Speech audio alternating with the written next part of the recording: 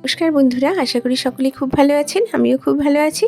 আজ আমি আবারও চলে এসেছি আপনাদের সামনে আরও নতুন একটি ভিডিও নিয়ে। আজ আমি বাড়িতে ডাল পুরি তৈরি করেছিলাম, তো সেটি আমি আপনাদের দেখাবো। তো দেখুন, তার জন্য আগের থেকে ছোলার ডাল ভেজানো ছিল, সেটি পুর তৈরি করা হয়ে গেছে। এরপর ডাল পুরি দিয়ে যে আলুর তরকারি খাওয়া হবে সেটি আলুগুলো আমরা ছাড়িয়ে নিচ্ছি। এরপর দেখুন, শুধু তো ডাল পুরি আলুর তরকারি খাওয়া যায় না, তার জন্য একটি মিষ্টি তৈরি করা হয়েছে। সেটি আমার নজা ছোট ছোট করে কেটে নিচ্ছে কালাকাঁদ।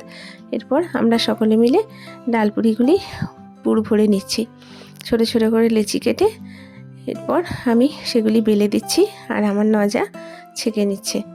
তো দেখুন, ডাল পুরিগুলি কি সুন্দর ফুলেছে আর খেতেও খুব সুস্বাদু হয়েছিল। এই সকল তেলের জিনিস মানুষ সাধারণত শীতকালেই খায়, আর যেহেতু শীত প্রায় শেষ হতে চললো, সেই জন্য একটু তৈরি করে সকলে মিলে খেলাম। তো বন্ধুরা, আমার ছোট্ট ব্লগটি আমি এখানেই শেষ করছি। সকলে ভালো থাকবেন, সুস্থ থাকবেন। নমস্কার।